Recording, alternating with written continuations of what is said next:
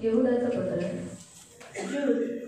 यहूदा चैप्टर 1 अध्याय 1। यहूदा की पत्री अध्याय 1। यहूदा अध्याय 1 और उसका 1 से लेके 1 से 7 पर्यंत। ऐसा तो हम पूरा अध्याय पढ़ने वाले 22 तक, लेकिन हम स्टेप बाय स्टेप पढ़ेंगे।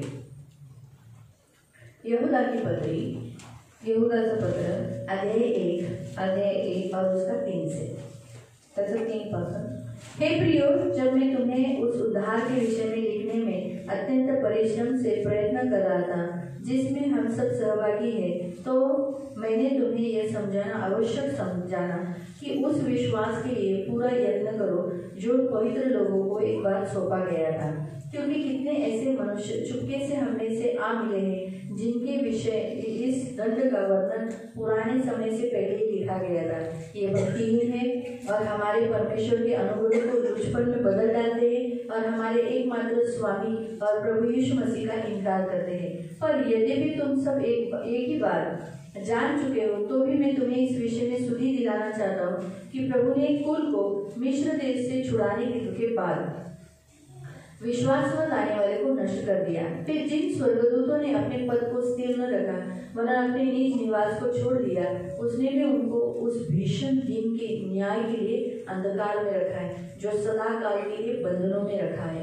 जिस रीति से सदोम और अमोरा और उनके आसपास के नगर और इनके समान व्यभिचारी हो गए थे, वे पराये शरीर के पीछे लगे थे, आग के अनंत दंड में पड़कर दुष्टान ठहरे हैं। अति प्रिय बंधूंनो, देवाने आपल्याला जे तारण दिले आहे त्याच्या संबंधी काही विचार तुम्हाला लिहून कळवावे असा मी बेत करीत होतो, परंतु त्याऐवजी मी आता तुम्हाला दुसऱ्याच एका बाबीविषयी लिहिणे अगत्याचे आहे असे मला कळून चुकले आहे। ती बाब म्हणजे देवाने त्याच्या लोकांना जे सत्य एकदा सोपवून दिले त्या सत्याचे तुम्ही खंबीरपणे रक्षण करावे व वर्षानुवर्षे न बदलता ते तसेच राखावे ही आहे। ते राखण्यास तुम्ही फार झटावे असे मी तुम्हाला आग्रहपूर्वक सांगत आहे।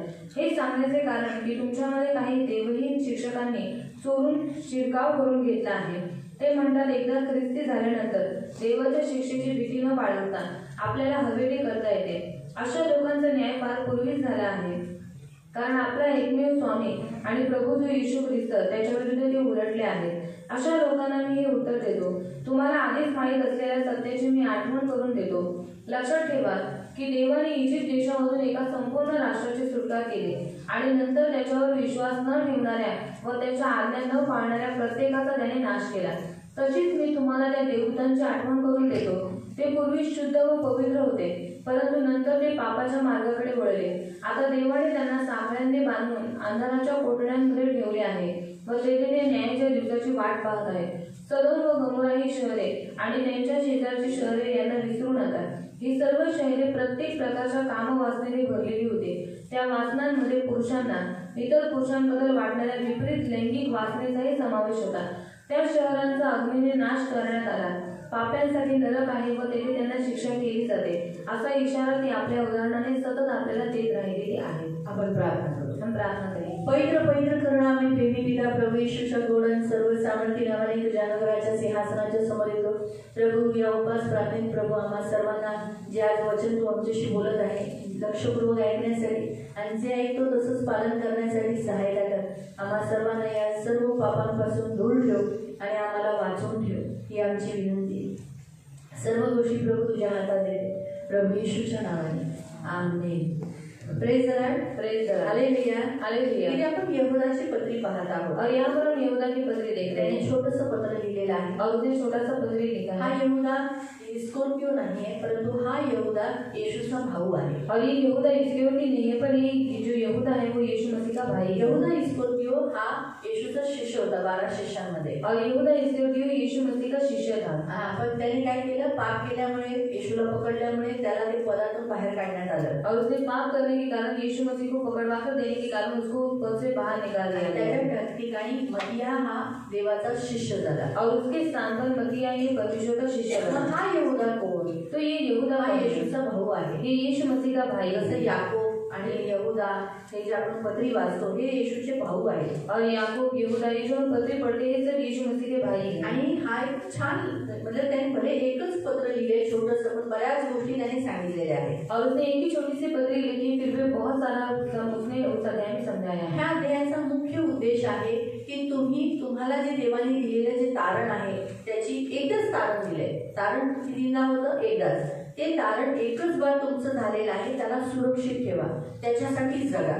और इस पत्री का मुख्य उद्देश्य ये है कि जो आपको उधार दिया गया है उसको आप सुरक्षित रखो, उसको संभालो.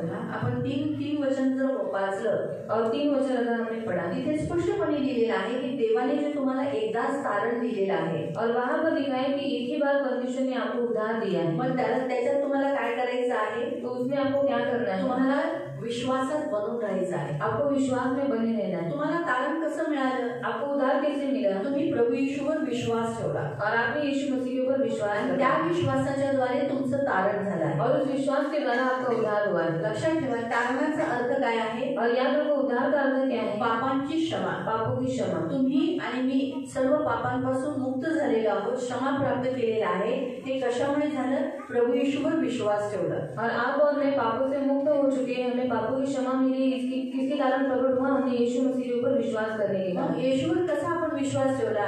तो हमने यीशु के ऊपर कैसा विश्वास करा? येशू माझ्यासाठी स्वर्ग सोडून पृथ्वीवर आला और यीशु मेरे लिए स्वर्ग छोड़कर पृथ्वी पर आया. माझ्यासाठी मारला गेला, मेरे लिए मारा गया, गाडला गया आणि तिसऱ्या दिवशी जिवंत होऊन तो स्वर्गात गेला. और तीसरे दिन जी उठकर वो स्वर्ग में गया. तो पुन्हा येणार और वो वापस आने वाला. ह्या गोष्टीवर येशू ख्रिस्ताने केलेल्या सिद्ध बलिदानावर विश्वास ठेवला और यीशु मसीह के किए गए सिद्ध बलिदान के ऊपर हमने विश्वास किया. त्याच्याद्वारे आपले पाप क्षमा झाले और उसके कारण हमारे पाप क्षमा हुए. हे जे तारण देवाने दिलेलं आहे और ये जो उद्धार परमेश्वर ने हमें दिया त्याला है, सुरक्षित ठेवणं ही आपली ड्युटी आहे. और उसे सुरक्षित रखना ही हमारा ड्यूटी है. खूप मोठं कर्तव्य आहे. बहुत बड़ा कर्तव्य है. त्यासाठी तुम्हाला विश्वासात राहणं गरजेचं आहे. और इसके लिए आपको विश्वास में बने रहना जरूरी है. आणि प्रत्येक ख्रिस्ती व्यक्तीला 10 गोष्टींपासून ह्या ज्या अध्याय दिलेल्या आहेत 10 गोष्टींपासून स्वतःला वाचवलं पाहिजे, अलिप्त ठेवलं पाहिजे. और हर मसीह व्यक्ति को इस अध्याय में जो 10 बातें दी उनसे दूर रहना जरूरी है. तुमचं तारण तुम्ही गमावू शकता और आप अपना उद्धार खो सकते हैं. ख्रिस्ती नरकात जाऊ शकतो. मसीह व्यक्ति नरक में जा सकता है. नेहमी लक्षात ठेवा. ये हमेशा याद असे रखें. खोटे खूप संदेश आहेत और ऐसे बहुत सारे झूठे भविष्यवक्ता जे हैं आपल्या ख्रिस्ती लोकांमध्ये मिसळलेले आहेत. जो हमारे मसीह लोगों में मिक्स हुए हैं. तर पहिला पॉइंट आहे की खोटे संदेश ते और पहला पॉइंट ये है झूठे भविष्यवक्ता. त्यांच्यापासून त्यांच्या शिकवणीपासून दूर राहा. और उनसे उनके शिक्षण से आप दूर रहो. याचा अर्थ असा आहे की ते शिकवतात काय? तुम्ही ख्रिस्ती आहात, तुम्हाला देव नरकात टाकणार नाही. और इसका अर्थ ऐसा है कि आप मसीह आपको परमेश्वर नरक में नहीं डालेगा. तुम्ही पाहिजे तसं करू शकता. और आपको चाहिए वो आप कर सकते तुम्ही हैं. तुमच्या इच्छेनुसार चालू शकता. और आप अपनी इच्छा से चल सकते तुम्ही हैं. दारू पिऊ शकता, दारू पी सकते तंबाखू हैं, खाऊ शकता, तंबाखू खा सकते हैं, मूर्ती पूजा करू शकता, मूर्ति पूजा कर सकते व्यभिचार हैं, करू शकता. व्यभिचार कर सकते हैं. देव तुम्हाला कधी नरकात नाही टाकणार. और परमेश्वर आपको कभी भी नरक में नहीं डालेगा. ही चूक आहे, हे शिकवण चुकीचं आहे. और ये शिक्षण गलत है. हे लक्षात ठेवा. ये याद रखो. देवाने तुम्हाला पाचारण केले, मला पाचारण केले, आपल्याला बोलवलेलं आहे. और परमेश्वर ने हम सबको आपको और मुझे बुलाया है. पण आपल्याला आता पापाचा त्याग करायचा आहे. पर हमें अभी अपने पापों को त्याग देना है. जुनं मनुष्यत्व काढायचं आहे. जुना मनुष्यत्व निकाल देना आणि है. आपण ख्रिस्ती मनुष्यत्व यानी ख्रिस्तानुसार चालायचंय. और मसीह का मनुष्यत्व धारण करके मसीह के जैसे चलना है. म्हणून अशा खोट्या शिक्षणाच्या आहारी जाऊ नका. और ऐसे झूठे शिक्षण की तरह आप मत जाना. त्याने तुमची मोठी फसवणूक होऊ शकते. और नहीं तो फिर आपको बहुत बड़ा धोखा मिलेगा. जसं उदाहरणार्थ खोटे संदेश असेही बोलतात. और उदाहरण के तौर पे झूठे भविष्यवक्ता ऐसा भी बोलते हैं.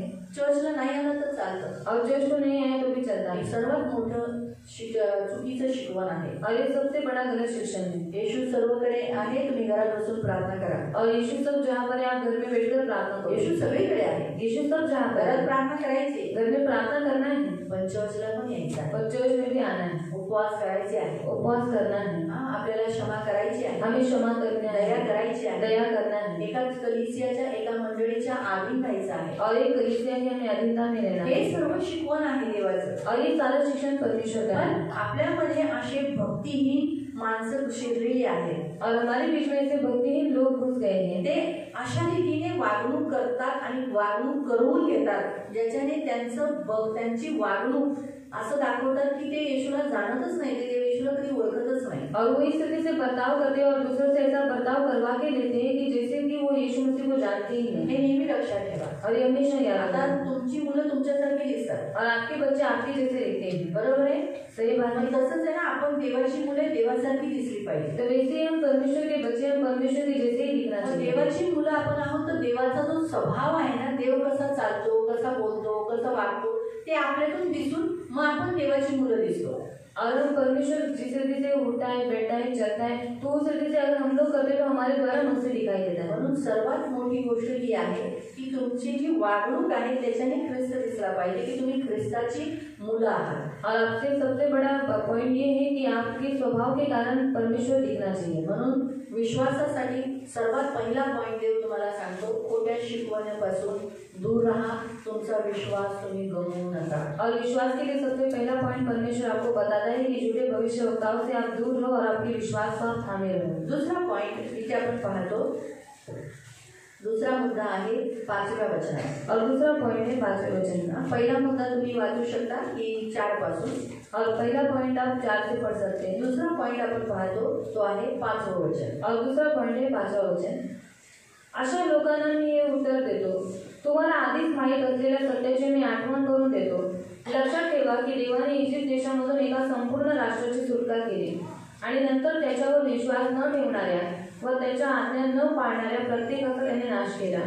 तर दुसरा पॉइंट आहे, आपण आपलं तारण विश्वास न ठेवून आज्ञा उल्लंघन करून आपण आपलं तारण गमवू शकतो। और दूसरा पॉइंट है, हम परमेश्वर के ऊपर विश्वास न रखकर आज्ञा उल्लंघन कर हमारे उद्धार को खो सकते हैं। त्याचं एक सुंदर उदाहरण तिथे दिलेलं आहे, गिनती अध्याय 14। और सुंदर उदाहरण दिया है गिनती अध्याय 14, गणना नंबर्स गिनती 14 अध्याय 14, त्याचं 29 आणि 30 वाचा। 29 और 30 हम पढ़ेंगे। ज्या राष्ट्राला इस्रायल देशाला मिश्र देशातून बाहेर काढलं, कुठं नेण्यासाठी, कनान देशात वाचा बांधलेल्या देशामध्ये घेऊन जाण्यासाठी, पण पहा ते सगळे तिथे जाऊ नाही शकले। नंबर्स 14 उसका 29-30। तर इथे एकदम स्पष्टपणे दिलेलं आहे की ह्यांना देवाने तारण दिलेलं आहे, यांना सुटका केलेली ना, और परमेश्वर ने उन इस्राएल लोगों को छुड़ाया था ना, यांना सुटका केलेली, यांचं तारण झालेलं, और उनका उद्धार हुआ था। पण ते गेले ना तिथं त्या देशात जिथं त्यांना देवाने नेण्याची योजना बनवलेली आणि बाकी केलेलं, अभिवचन दिलेलं, और जहाँ पर परमेश्वर ने उनको ले जाने की योजना बनाई थी, उनसे करार किया था, उस देश में वो जा पाए क्या? नाही, त्याचं कारण तिथे दिलेलं आहे। तुमच्यापैकी 20 वर्षांवरील माझ्या विरुद्ध तक्रार करणारा एकच जणही वचनदत्त देशात प्रवेश करणार नाही। यफुन्नेचा पुत्र कालेब आणि नूनाचा पुत्र यहोशुआ यांनाच त्या देशात प्रवेश करण्याची परवानगी आहे। तर याचा अर्थ असा आहे की त्याने देवाने सांगितलं 20 वर्षापासून जेवढे मोठे आहेत ते कोणीही त्या देशात जाणार नाही, फक्त कॅलेब आणि दुसरा आहे यहोशुआ, हे दोघंही जातील। का? कारण त्या देशाबद्दल आणि देवाबद्दल इस्रायली मंडळी कुरकुर करत होती। और जो 20 साल के ऊपर है वो उस देश में नहीं जा पाएंगे, सिर्फ जो कालेब और यहोशुआ है वही उस देश में जा पाएंगे। क्यों? क्योंकि जो इस्राएली लोग थे उन्होंने उस देश के बारे में बहुत कुड़कुड़ाए थे आणि देवाबद्दल और परमेश्वर के विरोध में थे। दुसरा पॉइंट, तुम्ही तुमचं तारण गमवू शकता जेव्हा तुम्ही कुरकुर करता। और दूसरा पॉइंट, आप अपने उद्धार को खो सकते हैं जब आप कुड़कुड़ाते हैं। काय देव, क्या परमेश्वर, कसला देव, कैसा परमेश्वर, किती बोलत आहे पण केलं तरी काय पडतच दिसत नाही, और कितना भी प्रार्थना किया फिर भी फर्क नहीं दिखाई देता। हर रविवारी यायचं बाई, हर रविवार को आना है, बाबा आम्हाला तर नाही जमत, और हमसे तो नहीं हो पाता, पैसे जातात और पैसा जाता है, गेलो बाबा हे असं असं होतं, हे जे आपण सतत कुरकुर करतो। और ये जो हम बारंबार कुड़कुड़ाते आपण नाही, हैं, म्हणजे बरेच जण, बहुत सारे लोग, आपण नाही करत, हम नहीं करते, आपल्याला नाही होत तसं, पण बरेच जण असे कुरकुरतात और बहुत सारे लोग ऐसे कुड़कुड़ाते हैं। तसे कुरकुर करणारे कधीही स्वर्गात जाणार नाही, और वैसे कुड़कुड़ाने वाले कभी भी स्वर्ग के राज्य में नहीं जाएंगे। आपलं तारण ते गमवू शकतात और अपने उद्धार को वो खो सकते हैं। नवीन करारामध्ये योहानाच्या शुभवर्तमान पत्रामध्ये तुम्ही वाचू शकतो, येशू म्हणाला आपापसात कुरकुर करू नका। और नए करार में यूहन्ना शुभ वर्तमान में आप पढ़ सकते हैं कि वहाँ पर लिखा गया है कि आपस में कुड़कुड़ाओ मत। जर आपल्या घरातील एखादी परिस्थिती बदलत नाही और हमारे घर की कुछ परिस्थिति बदलती तरी नहीं, देवावर दोष लावायचा नाही, कुरकुर करायचं नाही, फिर भी परमेश्वर के ऊपर दोष नहीं लगाना है और कुड़कुड़ाना नहीं है।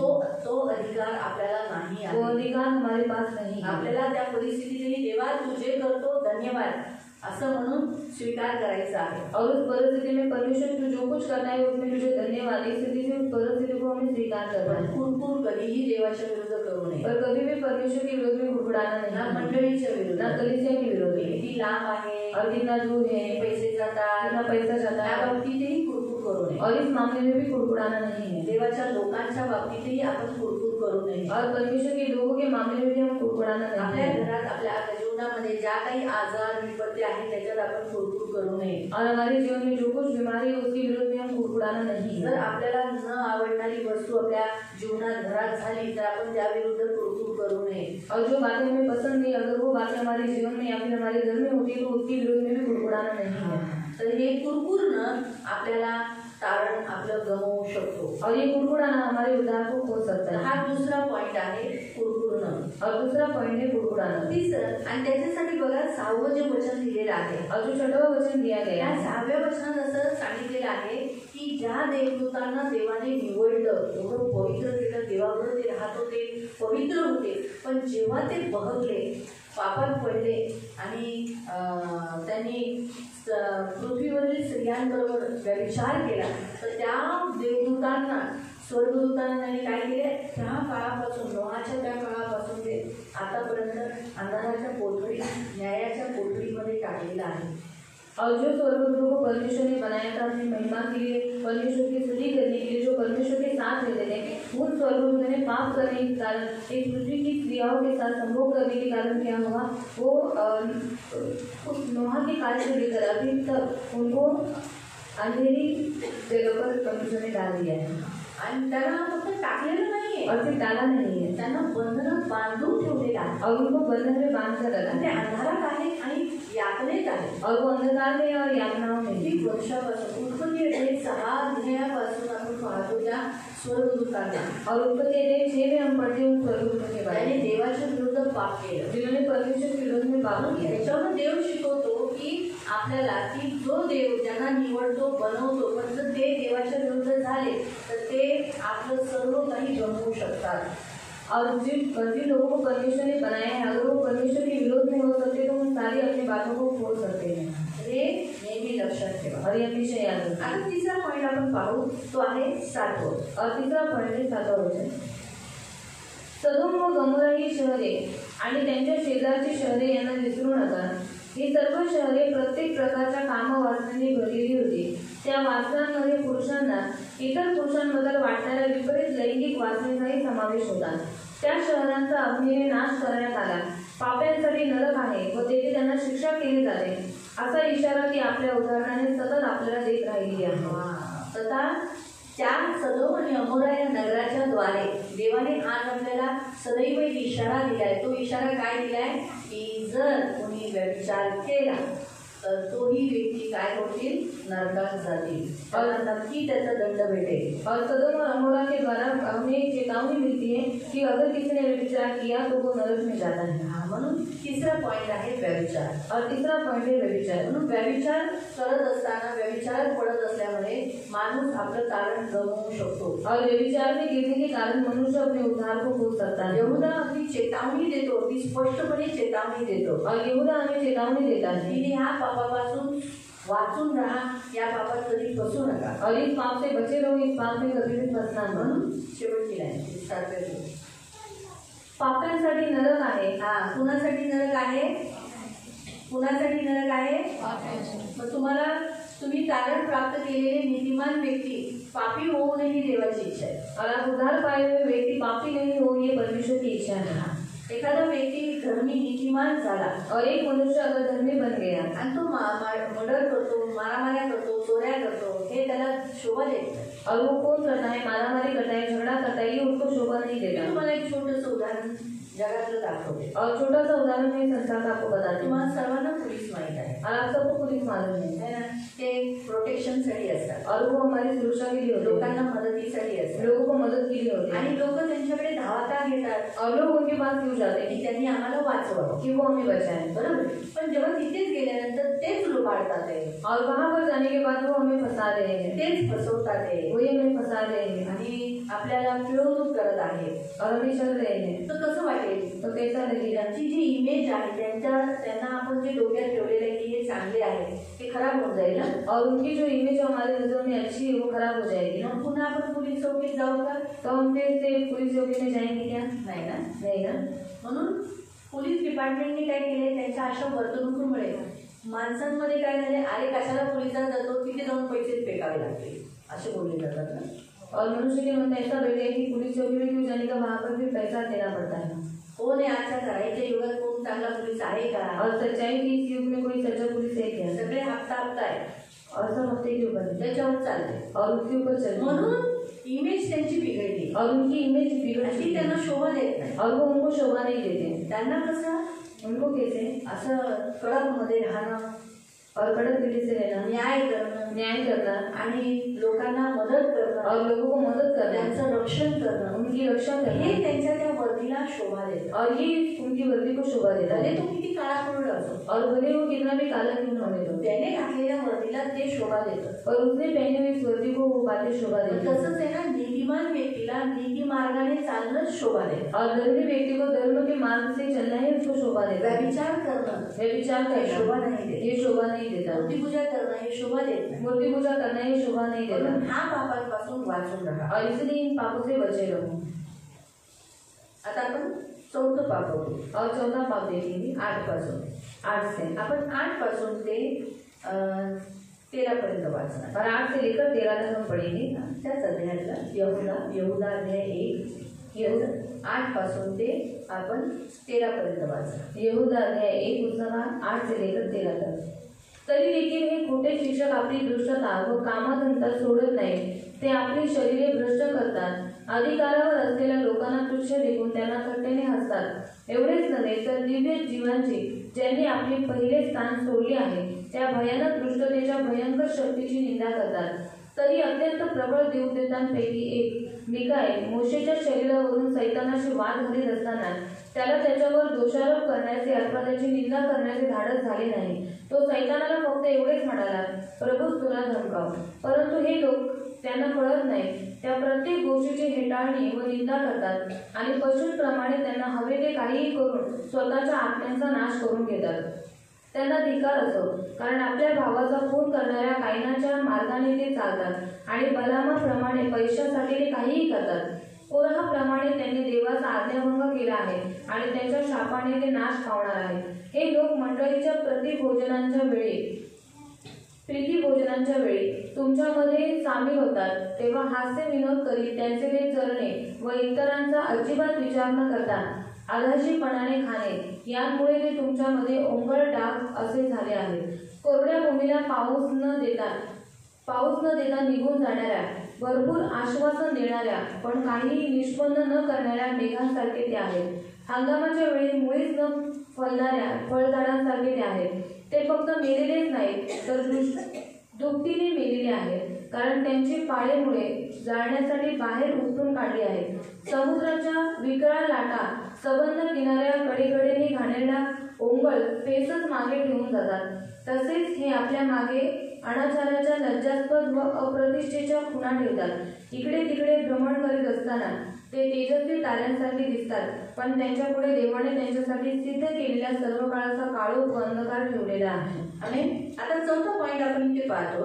और चौथा पॉइंट हम यहाँ पर ते देखते हैं आहे स्वप्नदर्शी. और वो है स्वप्नदर्शी. स्वप्नदर्शी स्वतःला आपल्या शरीराच्या द्वारे अशुद्ध करतात. और जो स्वप्नदर्शी होते हैं वो स्वप्न के द्वारा अपने आप को, अपने शरीर को अशुद्ध करते बऱ्याच हैं. जणांना असे वाईट स्वप्न पडतात. और बहुत सारे लोगों को ऐसे बुरे स्वप्न दिखते हैं. देवाकडून पण स्वप्न पडतात. और परमेश्वर की ओर से भी स्वप्न पण होते ते हैं. खोटे संदेशचे असतात किंवा बरेच असे लोक असतात, त्यांना असं सतत वाटतं की मला हे दिसतंय, मला असं दिसतंय, मला असं दिसतंय, मी हे स्वप्न पाहिलं तुझ्याबद्दल की तुझ्या पायात खेळ ढोकले गेले, मी असं, हे अशी स्वप्न किंवा व्यभिचाराचे स्वप्न हे पाहणं, हे स्वप्नदर्शी अशी माणसं असतात ज्यांच्या मध्ये वाईट स्वप्न पडतात आणि स्वतःलाही अशुद्ध करतात आणि दुसऱ्यांनाही अशुद्ध करतात. और जो स्वप्नदर्शी होते हैं उनको बुरे स्वप्न आते हैं और वो अपने आप को भी अशुद्ध करते हैं और दूसरों को भी अशुद्ध करते हैं. म्हणून प्रियानो लक्षात ठेवा, खूप गरजेचे स्वप्न कधी पण चेक करणं गरजेचं असतं. और इसलिए प्रियो अपने स्वप्नों को चेक करना जरूरी होता है. स्वप्न वाईट खूप पडतात. और बहुत बुरा सपना देता कधी है. कधी आपण बायबल वाचत नाही, कभी कभी हम बाइबल नहीं पढ़ते. बरेच सारे जगाचे विचार असतात, और संसारिक की सोच विचार हमारे मन में होती है. त्यावेळेला अटॅक होतात वाईट वाईट स्वप्नांचा, और उस समय बुरे स्वप्नों का हमला हमारे ऊपर होता है, सकाळी तोडून टाकायचं. तो सुबह उसे तोड़ देना है. पण ते पुन्हा दुसऱ्याला जाऊन सांगणं की अरे बाबा मी तुझ्याबद्दल असं स्वप्न बघितलं की तू घाणीत पडलेला आहे, तू व्यभिचारात पडलाय, हे सांगणं काही चुकीचं आहे ना. म्हणजे त्या व्यक्तीलाही अशुद्ध करतो, स्वतःही अशुद्ध होतो, दुसऱ्यालाही अशुद्ध करतात. और दूसरों को जाकर बताना कि तेरे बारे में मैंने ऐसा सपना देखा कि तू व्यभिचार में गिर चुका है, गंदगी में फंस चुका है, तो वो अपने आप को भी अशुद्ध करता है और दूसरे व्यक्ति को भी अशुद्ध बना देता है. अशा व्यक्तींमध्ये आणि ह्याच्याबरोबर अजून त्यांचे एक पाप इथे सांगितले की ते मोठ्या अधिकारावर असलेल्या व्यक्तींचा मान सन्मान करत नाही. और जो बड़े अधिकार पर रहते हैं उन लोगों का वो लोग मान सम्मान नहीं करते हैं. हे इथे एकदम स्पष्टपणे सांगितलेले आहे की ते मंडळे देतात, वो कलीसिया में आते पहिली हैं भोजन खातात, और प्रभु भोजन खाते हैं, पण त्याबरोबर ते काय करतात, और उसके साथ ही साथ वो क्या करते हैं, देवाने निवडलेली काही लोक आहेत त्यांचा ते अपमान करतात, त्यांच्याशी वाईट रीतीने वागणूक करतात, और परमेश्वर के चुने हुए जो लोग हैं उनका अपमान करते हैं और बुरी रीति से उनके साथ बर्ताव करते हैं, त्यांच्या प्रभुत्वाला ते तुच्छ बघतात. और उनके अधिकार को वो तुच्छ जानते हैं. हे सर्वात मोठं पाप आहे. और ये सबसे बरेच बड़ा ख्रिस्ती मंडळी, बरेच ख्रिस्ती लोक याच्यात अडकलेले असतात. और ये सबसे बड़ा पाप है. बहुत सारे मसीह लोग इसमें फंसे हुए हैं. म्हणून चौथा जो पॉइंट आहे, जो चौथा पॉइंट है, प्रियांनो, जे आपण देवाने निवडलेली काही लोक, जसं उदाहरणार्थ देवाने निवडलेली मंडळीचे पासबाण, और परमेश्वर की चुने हुए कलीसिया के पास्टर, सेवक. तिसरं आहे आई वडील. तीसरा है माता पिता, ते आपल्यावरती अधिकार दिलेला आहे त्यांना. और उनको हमारे ऊपर अधिकार दिया है. नवरा, पति, पण ख्रिस्ती नवरा, मसीह पति. नाही तर तुम्ही म्हणाल अरे बाबा आपला नवरा, आता तुमचा नवरा म्हणजे चर्चला नको जाऊ, तुम्ही म्हणाल दीदी बोलली नवऱ्याचं ऐकायचं. असे जे पती आहेत ते देवाचे भयभीरू आहेत, ते देवाला ओळखतात, देवाला मान सन्मान देतात, अशांचं आदर करणं गरजेचं आहे. और ऐसे पति है जो परमेश्वर को आदर देते हैं, परमेश्वर का भय मानते हैं, परमेश्वर को मान सम्मान देते हैं, ऐसे पतियों के आदर देना जरूरी है. तर ते जे बोलतात त्यांच्या विरुद्ध वाईट बोलणं, चुकीचं बोलणं, हे विरोध करणं हे चुकीचं आहे. और वो जो कुछ हमें बोलते हैं उनका विरोध करना, उनके विरोध में बात करना ही गलत है. म्हणून इथे मिकाईल स्वर्गदूताबद्दल 9वं वचन, मिकाईल स्वर्गदूताचे एक उदाहरण पकडलंय. और मिकाईल स्वर्गदूत के बारे में एक उदाहरण दिया है.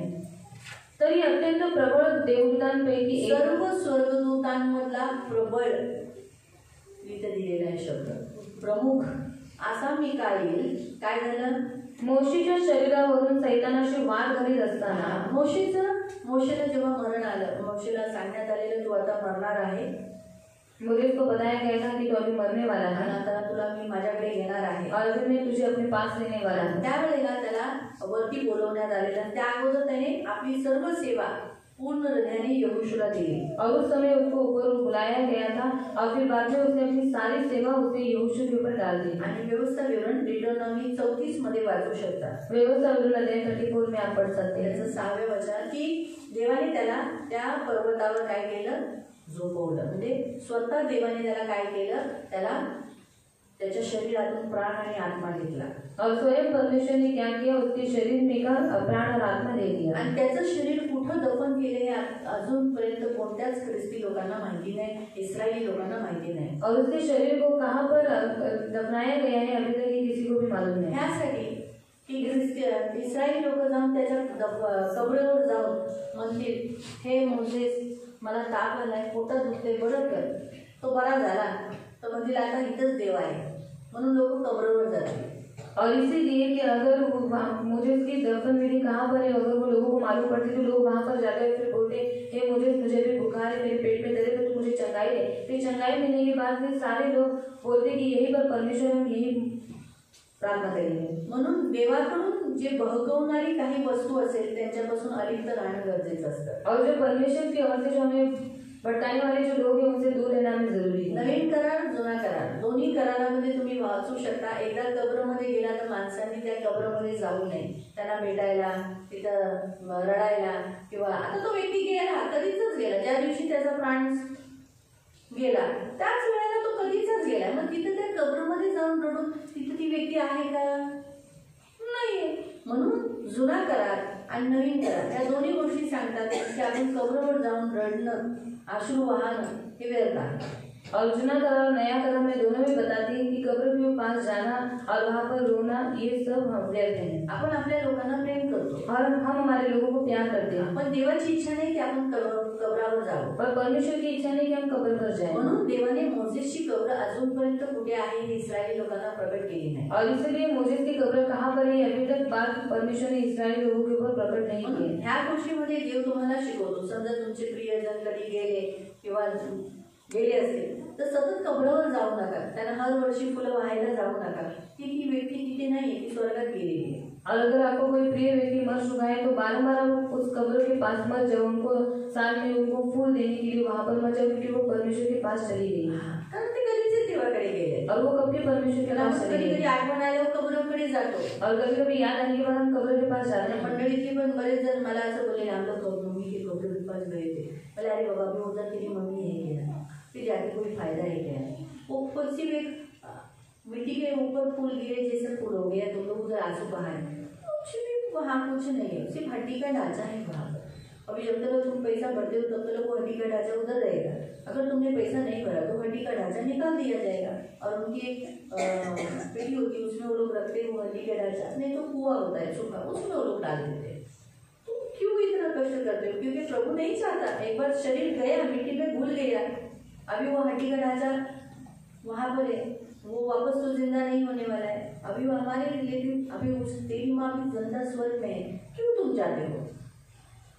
हम ऐसा बताते हो आणि आम्ही असं सांगतो त्यांना, कि वो नहीं है.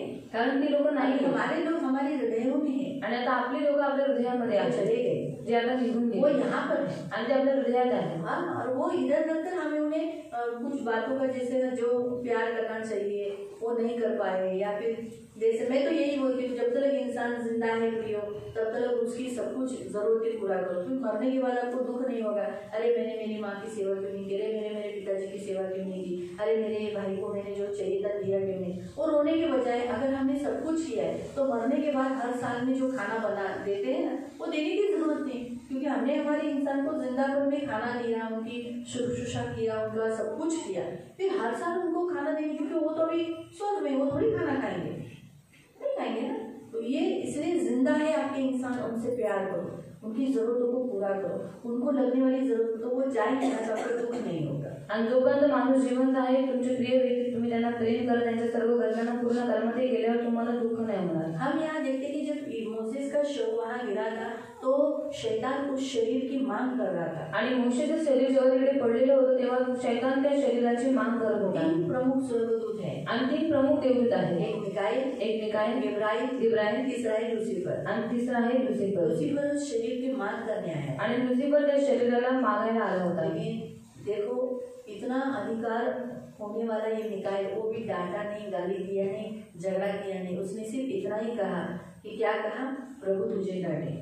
आणि एवढा अधिकार असलेला मिकाएल त्या शैतानाशी भांडला नाही, त्याला शिव्या नाही दिल्या, पण तो एवढंच म्हणाला की प्रभू तुला धमकावो. उसके लिए बुरा भला नहीं बोला, तू तेरे लायकी का नहीं, तू स्वर्गदूत का पद छोड़ के गया, किसी लायक का, तू शैतान है, ऐसा वैसा करके उसको भला बुरा नहीं बोला. आणि त्याला वाईट साईड नाही बोला की तू आता शैतान आहे, तू स्वतःची जागा सोडून गेलास, असं रीतीने तो त्याला वाईट साईड नाही बोलला, उस पर दोष नहीं लगा, त्याच्यावर दोष नाही लावला. तू इतना ही कहा प्रभु तुझे डांटे. और वो शव लेकर, उसको भी मालूम नहीं किसको, शैतान को कहाँ दफन किया है, उसको तक नहीं मालूम, लिया शव दफन किया. आणि फक्त तो एवढंच म्हणाला की प्रभू तुला धमकावो, आणि तो मोशेचं शरीर घेऊन तिथून निघून गेला. आणि शैतानाला पण माहित नाही, कोणालाच माहित नाही की मोशेचं शरीर कुठे दफन करण्यात इससे आपको आले. मालूम पड़ता है कि लूसीफर की कोई ताकत मिकाएल के स्वर्गदूत के सामने कुछ नहीं. आणि याच्याद्वारे तुम्हाला माहित पडतं की मिकाएलची जी शक्ती आहे ती देवदूतासमोर नहीं, लूसीफर शैतान की जो शक्ति है, जी शैतानाची शक्ती आहे, वो हमारे मिकाएल स्वर्गदूत के सामने कुछ नहीं है. आणि ते आपल्या मिकाएल देवदूताच्या समोर काहीच और नाही. मिकाएल स्वर्गदूत किसकी तरफ है? आणि मिकाएल देवदूत कोणाकडून आहे? जो यहोवा की ओर है, परमेश्वर की ओर है. आणि जे देवाकडून आहे. गिब्राइल स्वर्गदूत किसकी ओर है? आणि गिब्राइल देवदूत कोणाकडून आहे? हमारी ओर है, जो हम परमेश्वर की ओर है. आणि आपल्याकडून आहे, जो आपण देवाकडून आहे. एक स्वर्गदूत, एक स्वर्गदूत, साधा मामूली स्वर्गदूत, आणि एक साधारणतः देवदूत, लेकिन वो हमसे बड़े हैं. लेकिन मैं बता रही हूँ, वो भी शैतान को बांधकर अथाह गड्ढे में डाला, बाइबल में लिखा. एक स्वर्गदूत ने, आणि एका स्वर्गदूताने शैतानाला बांधून अथाह कुंडामध्ये टाकलेला आहे. रेवलेशन में पढ़ सकते हैं। प्रकटीकरणात तुम्ही वाचू शकता या इतनी वचनाला. शक्ति है, मतलब देखो अभी पूरी रीति से शैतान निकम्मा और शक्तिहीन हो चुका है, आणि पूर्ण रीतीने शैतान आता शून्य झालेला आहे. लेकिन वो हमारे मसीहों के जीवन में, उन्हीं मसीहों के जीवन में काम करता है जो आज्ञा उल्लंघन करते हैं। आणि तो त्याच ख्रिस्ती लोकांच्या जीवनामध्ये काम करतो जे आज्ञा उल्लंघन करतात. एफिशियंस 2:2 में पढ़ सकते हैं ख्रिस्तीकरांचा पत्र 2:2 मध्ये वाचू कि शकता. हम में से बहुत लोगों को ऐसा लगता है जब शैतान के पास कोई ताकत नहीं तो फिर वो काम कैसे करता है मसीहों के जीवन में। आणि खूप लोकांना असं वाटतं की शैतानाकडे काही ताकद नाही तर ख्रिस्ती लोकांच्या जीवनामध्ये काम कसं काय करतो. मसीह लोग जब की जब गलती कर देते हैं ना, आणि जेव्हा ख्रिस्ती लोक कुठे ना कुठे काही चूक करतात उसको काम करने के लिए वो, इसलिए बाइबल में लिखा है ना, पतरस क्या कहता है, शैतान सिंह के नाई ताक में ही रहता है, कब आपसे गलती होती है तब वो आपके जीवन में काम करे। आणि शैतान सिंहासारखा ताकामध्येच बसलेला असतो की कधी तुमच्याकडनं चूक हो आणि तो तुमच्या जीवनामध्ये काम अगर करेल. आपसे प्रार्थना नहीं हुआ, जर तुमच्याकडून प्रार्थना नाही झाली, बाइबल पढ़ना नहीं हुआ, बायबल वाचणं नाही या झालं, कुछ अलग, या एक संडे आप चर्च में नहीं आए, किंवा एक रविवार तुम्ही चर्चमध्ये नाही आला तुरंत वो आपके ऊपर आपके लिए कारस्थान बना देता है, रचने लगता है। आणि लगेच तो तुमच्या विरोधामध्ये एक कटकारस्थान रचू लागतो. आपकी आज्ञा उल्लंघन मसीह की, आपके अंदर की मसीह की शक्ति उसे मिल जाती है। आणि तुमच्या आज्ञा उल्लंघनामुळे जी ख्रिस्ताची शक्ती तुमच्यामध्ये आहे ती त्याला भेटते. तो हम यहाँ देखते हैं कि मिकाएल ने बड़े जो मतलब बोलते हैं ना, कुछ भी भला बुरा कुछ भी नहीं कहा, आणि मिकाएल देवदूताने काही वाईट साईड बोलला नाही. 10वां वचन। 10वं वचन. परंतु हे लोक त्यांना कळत नाही. हाँ, ये लोग जो है उन्हें समझ में नहीं आता, त्या प्रत्येक गोष्टीची हेटाळणी व निंदा करतात. हाँ, परमेश्वर के लोगों की, परमेश्वर की बातों की हमेशा निंदा करते हैं। इसीलिए प्रियो, चौथा पॉइंट परमेश्वर हमें बताता है, ऊंचे पद वालों के साथ बुरा व्यवहार करना, गलत रीति से बात करना, ये परमेश्वर को अच्छा नहीं लगता, और ऐसे हमारा उद्धार हम खो सकते हैं अगर हम ऐसा करते हैं तो। आणि जे उंच पदावरती आहेत त्यांना वाईट साईड बोलणं, त्यांच्या विरोधामध्ये काही बोलणं हे देवाला बिलकुल आवडत नाही आणि अशाच द्वारे तुम्ही तुमच्या तारणाला गमावू शकता. मसीह लोग गलत रीति से, अपने से भी बड़े ऊंचे शब्द से मान में, सम्मान में जो लोग हैं उनके साथ गलत व्यवहार करते, गलत रीति से बात करते तो अपना उद्धार खो सकते हैं. आणि जे मोठ्या पदावर आहे, उंच स्थानावरती आहे, जर ख्रिस्ती लोक त्यांच्याशी वाईट साईड बोलतात, चुकीच्या रीतीने बोलतात, तर ती लोक आपलं तारण गमावू शकतात. इसलिए दोष मत लगाना, म्हणून दोष लावू नका. इसलिए प्रभु ने आज्ञा भी दी है, मत्ती 7:7 में पढ़ सकते हैं कि तुम दोष मत लगाओ, आणि मत्ती 7:7 मध्ये तुम्ही वाचू शकता की तिथे आज्ञा दिली की तुम्ही दोष लावू नका. तो इसलिए बी केयरफुल। म्हणून खूप काळजीपूर्वक तो राहा. चौथा पॉइंट परमेश्वर हमें ये बताता है। पांचवा है 11 वचन। 11 वचन. त्यांना धिक्कार असो, कारण आपल्या भावाचा खून करणाऱ्या कायनाच्या मार्गाने ते चालतात. हाँ, कुछ लोग जो काइन की चाल चलते हैं, आणि काही लोक जे कायनासारखे चालतात, हाँ, ये भी अपना उद्धार खो सकते हैं। आणि हे लोक पण आपलं तारण गमावू शकतात. काइन की चाल कैसी थी? कायनाची चाल कशी होती? अपने भाई से उसने बैर किया, आणि त्याने आपल्या भावावरती वैर केली भाई की हत्या की, आणि आपल्या भावाचा खून लेकिन केला. हमारे भाई कौन है फिर? मग आपला भाऊ कोण आहे मग? मसीह। हम जब किसी भी मसीह भाई बहनों के पीठ पीछे बोलते हैं आणि आपण कोणत्याही ख्रिस्ती व्यक्तीच्या पाठीमागून काही बोलतो या उनसे जलन करते हैं, किंवा त्यांच्यावर जळण करतो, बैर रखते हैं, वैर ठेवतो, तो हम कहीं की चाल चलते हैं। मग आपण कायनासारखं चालतो. अगर अभी चर्च में आने वाले बहुत से लोग चर्च में प्रभु उनका बहुत अच्छा करता है, आणि चर्चमध्ये येणाऱ्या खूप साऱ्या लोकांचा देव खूप चांगलं करतो. अब वो कभी कभी उनका देखे किसी किसी के अंदर जलन आ जाती है, आणि त्यांना बघून कधी कधी काही लोकांमध्ये जळण येते. जैसे मैं उदाहरण बताती हूँ। उदाहरण सांगते. सोचो किसी का धंधा अच्छा चलता होगा, कोणाचा धंदा चांगला चालत असतो, दूसरे भाई का धंधा इतना अच्छा नहीं चलता है, आणि दुसऱ्या भावाचा धंदा एवढा चांगला चालत ये नाही, देख के जलन नहीं आना चाहिए। आणि हे बघून जळण नाही आली पर पाहिजे, जलते हैं, पण जळतात, जलन करते हैं, ये गलत है। आणि जळण करतात हे चुकीचं आहे. वो काइन की चाल है, ते कायनासारखे चालतात. बराबर। पीठ पीछे जैसा बोलना, अभी सोचो कोई कोई लोग पैसा मांगते हैं, आणि काही काही लोक पैसे मागतात, नहीं दिया नाही दिले, तो पीठ पीछे क्या बोलते हैं? मग पाठीमागून काय म्हणतात? हाँ, ले येशू मनाला द्या म्हणून एवढं चर्च मध्ये ऐकतात, तरी पण हे लोक पैसे देत नाही। और यीशु ने इतना कहा है देने के लिए, पर इनके पास इतना होने के बावजूद भी नहीं देते. हाँ, यांची पण एक दिवस अशी परिस्थिती आहे, बघा, गरीब होती, लाचार होती, नागडी होती, भोंगळी होती, असे भीक मागते, और ऐसे भी एक दिन इनकी परिस्थिति होगी, ये भी गरीब हो जाएगी, ये भी मांगने लगेंगे. ये एक ख्रिस्ती दूसरे ख्रिस्ती के लिए ऐसी आशा रखता है, आणि एक ख्रिस्ती दुसऱ्या ख्रिस्तीसाठी अशी आशा ठेवतो.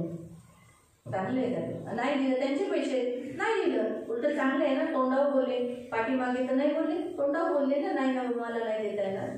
और उनका पैसा उन्होंने नहीं दिया और मुंह पर बोला ना कि हम नहीं देंगे आपको। काइन की चाल है आणि हे कायनासारखे कि चालतात अपने भाइयों के विरुद्ध कुछ बुरा काम करना, आणि स्वतःच्या भावाच्या विरुद्ध काही वाईट काम करणं, उसे कहते काइन की चाल। आणि त्याला म्हणतात कायनासारखी ऐसी चाल। चाल चलने वाले कभी भी स्वर्ग के राज्य में नहीं जा सकते, वो अपना उद्धार खो सकते हैं। आणि असे चालणारे कधीही स्वर्गाच्या राज्यामध्ये जाणार नाही, ते स्वतःचं तारण गमावू शकतात। तो ये पांचवा है। आणि हे पाचवा आहे। छठा है, सहावा आहे,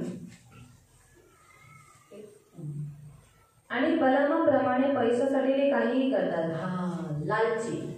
बलाम ने क्या किया? बलामाने काय केलं? बलाम श्राप देने के लिए, इस्राएलियों को श्राप देने के लिए, पैसा मिल रहा है बोल के श्राप देने के लिए है। यानी पैसों के लिए कुछ भी गलत काम करने के लिए जो लोग करते हैं वो अपना उद्धार खो सकते हैं। आणि बलाम पैशासाठी फक्त इस्रायली लोकांना श्राप द्यायला निघालेला होता। मग जी लोक पैशासाठी काहीही करतात ते स्वतःचं तारण गमावू शकतात। ये याद रखो, मसीह लोगों के अगेंस्ट में पैसा लेकर कुछ भी गलत कारस्थान रचना, उनको फंसाना, उनको लूटना, ये बिलाम की चाल है। वो ऐसा काम करने वाले मसीह लोग अपना उद्धार खो सकते हैं। आणि ख्रिस्ती लोकांना त्रास देण्यासाठी पैसे घेऊन त्यांच्या विरुद्ध काही कट कारस्थान रचणं हे बलामाचं काम आहे आणि अशी कामं करणारी लोक स्वतःच्या तारणाला गमावू शकतात। पैसा जरूरी है, पैसे गरजेचे आहे, इसीलिए परमेश्वर चाहता है कि हर इंसान काम करे। म्हणून देवाची इच्छा आहे की प्रत्येक माणसाने काम करावं। लेकिन पर पैसों के लिए किसी दूसरे मसीह को ठगना, दूसरे मसीह को फंसाना, ये गलत है। आणि पैशासाठी कोणत्या दुसऱ्या ख्रिस्ती व्यक्तीला फसवणं, त्यांना ठगणं हे चुकीचं आहे, ये गलत है। हे चुकीचं और आहे। ऐसा अपना उद्धार वो खो सकते हैं। आणि अशा रीतीने ते स्वतःचं तारण गमावू शकतात।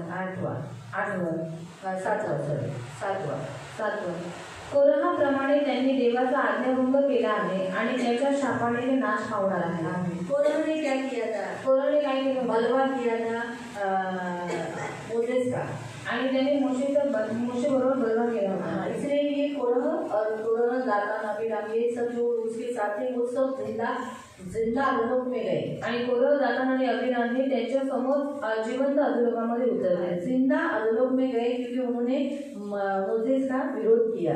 आणि जिवंत ते अधोलोकामध्ये गेले कारण त्यांनी मोशेचा विरोध केला होता। तो इसीलिए प्रियो, परमेश्वर हमें चाहता है कि हम ऐसा काम नहीं करें। आणि देवाची इच्छा आहे की आपण अशी कामं करू नये। प्रभु ने जो अधिकारी मोसेस बोलकर, यानी धर्म सिखाने वाला, धर्म के बारे में, प्रभु के बारे में बताने वाला, प्रभु के चरणों में लेके जाने वाले का कभी भी विरोध नहीं करे, उसका साथ दे लेकिन उसका विरोध कभी नहीं करे। आणि नीतिमत्व शिकवणारा आणि देवाच्या जवळ घेऊन जाणारा, चांगल्या गोष्टी शिकवणाऱ्याचा कधी आपण विरोध करू नये, पण आपण नेहमी त्याच्या सोबत राहावं, ये बहुत जरूरी है आणि खूप गरजेचं आहे। इसीलिए हमें इस बात से बचे रहना है। म्हणून या गोष्टीपासून आपल्याला वाचून तो राहायचं। जब हम परमेश्वर के चुने हुए प्रभु के दास के अगेंस्ट हम खड़े रहते, वो जो हमें आज्ञा देते हम पालन नहीं करते, उनका विरोध करते हैं, वो जब आपको बोलते हैं हर संडे को चर्च में आओ, आप नहीं आते हो, जब आपको बोलते हैं कि बाबा आप ऐसे ऐसे जियो, आप अपने घर में ऐसा ऐसा करो, और आप वैसे नहीं करते हो, इसका मतलब आप बलवा करते हो, विरोध करते हो। आणि जे देवाने दास ठेवलेले आहेत, जर ते तुम्हाला काही आज्ञा देतात आणि त्या आज्ञेचं तुम्ही पालन करत नाही, मग तुम्ही काय करता? देवाच्या देवाचा तुम्ही विरोध करता। तो जितना आप परमेश्वर के दासों का विरोध करोगे, उनके वचनों का विरोध करोगे, वो आपको जो काउंसलिंग करते हैं उसका विरोध करोगे, तो वो लोग जो विरोध करते हैं वो अपने उद्धार को खो सकते हैं। आणि जी लोक देवाच्या दासाचा विरोध करतात, त्यांच्या आज्ञेचं पालन करत नाही, ती लोक स्वतःच्या तारणाला गमावू शकतात। बहुत जरूरी है। हम इन बातों को हल्की लेते हैं ना, आणि आपण या सर्व गोष्टी हलक्यामध्ये घेतो। लेकिन यहूदा हमें रेवलेशन में जाने का पहला अध्याय है यहूदा का, तो वो हमें चेतावनी देता है, अगर हमें इसमें अपने उद्धार को सुरक्षित रखना है, जो एक ही बार हमें दिया है, उद्धार बार बार नहीं है, एक ही बार सौंप दिया है, उसे सुरक्षित रखना है, वो हमारे हाथ से जाने नहीं देना है। वो कैसे भी हमारे हाथ से जाने के लिए शैतान योजना बनाएगा, लेकिन हम जागरूक रहना। हमारा प्रभु का दास कैसे भी आपको सिखा रहा है, आपको काउंसलिंग कर रहा है, आप वैसे ही करो, उसे मानो, तब आपका भला होगा। लेकिन आप विरोध करोगे तो नाश हो जाओगे, उद्धार खो सकते हो। आणि प्रकटीकरणामध्ये जायच्या अगोदर हा यहूदाचा अध्याय, त्याच्यामध्ये तो आपल्याला चेतावणी देतो की तारण हे आपलं एकदाच आहे आणि ते आपल्याला तारण एकदाच भेटत, मग त्याच्यामध्ये बनवून राहण्यासाठी ते तुमच्याकडनं हिरावलं जाऊ नये। आणि शैतान नेहमी टाकत असतो की तुमचं तारण त्याने चोरी करावं, पण आपण जर जागरूक राहून जर देवाच्या आज्ञेचं पालन केलं, देवाच्या दासाचं ऐकलं, त्याच्या आज्ञेचं पालन केलं, त्याचा जर विरोध नाही केला, तर आपण आपल्या तारणाला गमावणार नाही। तो ये लोग कैसे हैं, इनके बारे में 12 से लेके 12 और 13 में हम पढ़ते हैं। ये लोग कैसे मालूम? ये लोग ऐसे लोग हैं जो बोलते तो हैं लेकिन करते नहीं। आणि लोक अशी लोक आहेत जे बोलतात तर खरं पण तसं करत नाही बड़ी बड़ी बातें करेंगे आणि मोठ्या मोठ्या गोष्टी करतील लेकिन करेंगे कुछ नहीं। पण करणार काहीच नाही। जैसे कड़ी धूप के समय पर एक छोटा सा काला बादल आया तो आप लोग क्या रखोगे, आज हाँ बारिश आएगी, काला काला बादल हो गए, लेकिन वो काला बादल बारिश न देते हुए आगे गया है। आणि कडक उन्हामध्ये जेव्हा काळं ढग जे असतं ते अचानक येतं आणि तुम्हाला असं वाटतं की आता ते पाऊस पडेल, जर ते पाऊस न पाडता पुढे निघून गेले तर तुम्हाला कसं वाटतं, अरे अरे कितना अच्छा काला बादल हो गया था, शी बारिश आने वाली थी, शे बहुत दुख हो जाता है ना। आणि तुम्हाला खूप दुःख होतं ना। ये लोग भी ऐसे ही मसीह लोगों को दुख देते हैं आणि अशीच आहे की लोक जे ख्रिस्ती लोकांना दुःख देतात। कौन से लोग, कोणती लोक, जो ऊंचे पद वाले को भला बुरा बोलते हैं, जे उंच पदावर असणाऱ्या व्यक्तीला वाईट साईड बोलतात, अपने भाई को मारते, हत्या करते, घात करते, यानी विश्वासियों के साथ बराबर रिलेशन नहीं रखते, आणि आपल्या भावाला मारतात, त्यांचं खून करतात, ख्रिस्ती लोकांबरोबर बरोबर राहत नाही। तीसरा वो बिना पैसों के लिए कुछ भी करेंगे, आणि तिसरं ते पैशासाठी काही करते। और चौथा परमेश्वर के वचनों का दास का विरोध करते हैं, आणि चौथं देवाच्या वचनाचा, देवाच्या दासाचा विरोध करतात। ये लोग ऐसे टाइप के लोग हैं। आणि लोक अशा टाईपचे लोक आहेत। समुद्र की लहरें आती है, समुद्राच्या लाटा येतात और वो वापस पीछे जाते समय फेस छोड़ के जाते हैं, आणि किस पुन्हा काम का रहता है कि फेस, आणि पुन्हा मागे जाताना ते फेस सोडून जातात, मग तो फेस काही कामाचा असतो का? ऐसे ही ये सब अपने जाने के बाद निकलते समय गंदगी छोड़ के जाते हैं। मग तसंच ही लोक जाताना निघताना असंच घाण सोडून जातात। यहाँ तक कि प्रभु भोजन में भाग लेते समय भी, आणि प्रभु भोजनामध्ये भाग घेत असताना सुद्धा थट्टा लेके हंसी मजाक करते हुए भाग लेते हैं। आणि थट्टा मस्करी करत ते त्याच्यामध्ये भाग घेतात। ऐसे लोगों को डर नहीं है, आणि अशा लोकांना भीती नाही, परमेश्वर का डर नहीं, देवाची भीती नाहीये, तो इसलिए ऐसे लोग उद्धार खो सकते हैं। आणि म्हणून अशी लोक तारण गमावू शकतात। ठीक है, अभी हम 14 से हम पढ़ेंगे 16 तक, 14 ते 16 पर्यंत आपण वाचू। इसमें हम 8वां पॉइंट देखेंगे। 7 पॉइंट हुए हैं, अभी हम 8वां पॉइंट देखेंगे।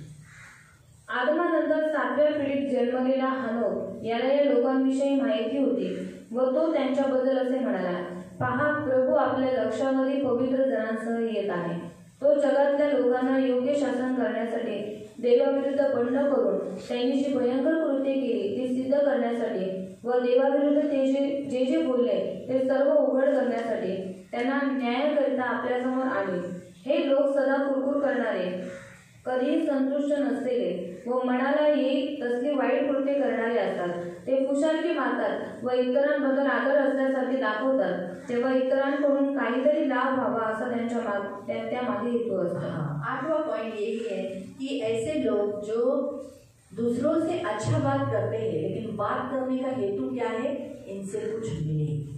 आणि 8वां पॉइंट हा आहे की लोक दुसऱ्यांबरोबर चांगल्या रीतीने बोलतात, पण यासाठी बोलतात की त्यांना त्यांच्याकडून काहीतरी भेटावे। क्योंकि हम देखते हैं हनोक के बारे में, हनोक अगर स्टार्टिंग से देखेंगे तो 7वीं पीढ़ी है, आणि हनोक जर सुरुवातीपासून बघितलं ती 7वी पिढी आहे, और प्रभु ने उसे जिंदा स्वर्ग में उठा लिया, आणि देवाने त्याला जिवंत स्वर्गात घेतलं। कितना अच्छा है ना, आणि प्रभु के साथ साथ चला और जिंदा स्वर्ग गया, आणि देवासोबत चालला आणि जिवंत स्वर्गात गेला। और उसने जाने से पहले भविष्यवाणी की, जायच्या अगोदर त्याने भविष्यवाणी केली, और उस भविष्यवाणी में उसने ये किया, उसने देखा कि यीशु मसीह बादलों पर आ रहा है, आणि भविष्यवाणीमध्ये त्याने पाहिलं की येशू ख्रिस्त मेघारूढ होऊन येत आहे। और ये भविष्यवाणियों की पुस्तक इनके पास है, यहूदियों के पास है, इस्राएली लोगों के पास है, आणि भविष्यवाणीचं पुस्तक इस्रायली यहूदी लोकांकडे आहे। अभी तो हम लोग इसे यूट्यूब पे भी पढ़ सकते हैं, आणि गूगल में भी सर्च करेंगे तो आ सकते हैं हनोक की भविष्यवाणियाँ आणि हनोकची भविष्यवाणी। तो इस रीति से हम देखते हैं कि प्रियो कि उसने भविष्यवाणी की थी और उसने देखा था कि यीशु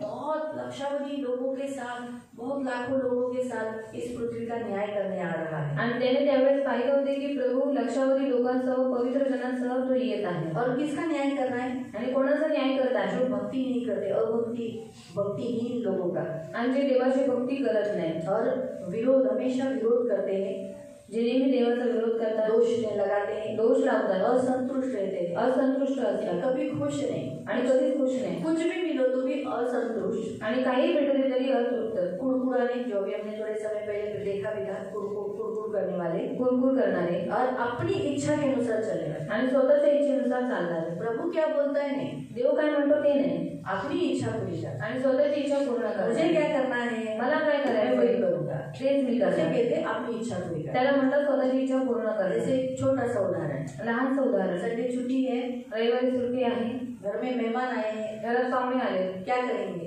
काय करणार, खाना बनाएंगे, फिर चर्च आएंगे, चर्च आएंगे ना। लेकिन अपनी मर्जी पूरी करने वाले लोग क्या रहते हैं, वो घर में मेहमान होकर खाना बनाते हैं आणि स्वतःची इच्छा पूर्ण करण्यासाठी आपली काय चर्च करतात, में घरामध्ये पाहुण्यासाठी जेवण बनवतात. रविवार के दिन में वो लोग मेहमान आते हैं उनके, और वो मेहमान भी क्रिश्चियन ही है, आणि रविवारच्या दिवशी त्यांच्या घरी पाहुणे येतात आणि ते पाहुणे सुद्धा ख्रिस्ती आहेत. और वो लोग उनका मेहमान भी उनकी ये करते हैं, पहुँचार करते हैं, आणि ती लोक त्यांचा पाहुणचार करत असतात, चर्च में लेके आने का। आणि चर्चमध्ये घेऊन यायचं. इसलिए हमारे रिश्तेदार संडे को आते ही नहीं। म्हणून आमचे नातेवाईक रविवारी येतच नाही. जब हम लोग इधर आने से पहले हम अंधेरी में रहते थे, आणि इकडे यायच्या अगोदर आम्ही अंधेरीला पहिले जायचो. तो नेचुरली वहाँ पर भी 2 सभा थी, मैं दोनों सभा में जाती थी। आणि तिथे 2 सभा होत्या आणि त्या दोन्ही सभेमध्ये मी जायचे. पहिलेच बोल के रखा था, रविवारी आला तो चर्च बोलना यावं लागेल, और पहले बोल के रखती थी अगर संडे के दिन आप लोग आए तो आपको संडे को चर्च आना पड़ेगा. खाना आके खाने का, आणि जेवण घेऊन उधर खाना जेवायचं. नहीं है, उधर खाना नहीं है, आणि तिथे जेवण नाही. उधर हमारे न्यू लाइफ में खाना नहीं था, आणि न्यू लाईफ मध्ये जेवण नव्हतं. तो मैं लेके जाती थी। आणि मी घेऊन जायचे. और नए लोग जो हम लोग के रिश्तेदार कैसे रहते हैं, उनको स्तुति आराधना, और इधर कैसे 1 घंटा, उधर भी 1 घंटा होती। आणि आपले नातेवाईक कसे आहेत त्यांना स्तुती आराधना आहे. जशी इथे 1 तास होती तशी तिथे पण 1 तास असायची. यही बार करते थे, बोर हो जाते थे, आणि मग त्यांना कंटाळा यायचा. फिर गवाही होती थी, मग साक्ष व्हायचे. तो वो देखते थे क्या बोल के गया, क्या मालूम, वो हो जाता था। फिर पैसा देने के लिए मैं उनके हाथ में देती थी, तुमच्याकडे आहे तुम्ही द्या, लहान पोरांना मी देते, ऐसा बोलकर मैं देती थी। आणि याच्यासाठी मी पैसे द्यायचे. हाँ, और फिर ऑफरिंग देते थे, मग ऑफरिंग द्यायची. उसके बाद वचन, पास्टर का वचन लंबा होता था, आणि पास्टरांचं वचन लांब असायचं. बोर हो जाते थे, मग त्यांना कंटाळा यायचा. तो इसलिए वो लोग संडे को आज नहीं बंद कर दिया, आणि म्हणून त्यांनी मग रविवारचं येणंच बंद केलं. नहीं नहीं जवळ ही चर्चा घेऊन जाते, समझा। तो उनमें हम उनके कारण क्यों प्रभु को छोड़े, आणि त्यांच्यामुळे आपण देवाला का सोडावं. हमारे कारण वो प्रभु को जाने। आणि आपल्यामुळे त्यांनी देवाला ओळखलं पाहिजे. तो कहने का उद्देश्य कि आज हमारा परमेश्वर हमें बताता है कि अपनी मर्जी से नहीं चलना है, आणि स्वतःच्या मर्जीने आपण नाही चालत, प्रभु की मर्जी पर, देवाच्या इच्छेवर. ऐसे में ये लोग क्या करते हैं, ये अपनी इच्छाओं को पूरा करते हैं, आणि अशामध्ये ही लोक स्वतःची इच्छा पूर्ण करतात, अपने मुंह से घमंड की बातें बोलते हैं, आणि स्वतःच्या मुखातून अहंकाराच्या गोष्टी करतात. लाभ के लिए कितना भी मीठा बोलेंगे, आणि लाभासाठी भरपूर गोड बोलते. 8वां पॉइंट है, हम कुछ किसी से पाने की आशा से जब हम कुछ काम करते हैं, उनकी बड़ाई करते हैं, तो वो उद्धार खो सकते हैं। आणि कोणाकडून काहीतरी प्राप्त करण्याच्या हेतूने जी लोक गोड गोड बोलतात ती लोक स्वतःचं तारण गमावू शकतात. जो कुछ है कुछ पाने की आशा से नहीं होगा, आणि जे काही आहे कोणत्याही प्राप्त करण्याच्या हेतूने नाही. तुमसे मुझे कुछ मिले, आणि तुमच्याकडून मला काहीतरी इसलिए मैं भेटावं. आपको यीशु के बारे में बोलती हूँ, आपके लिए प्रेयर करती हूँ, नहीं,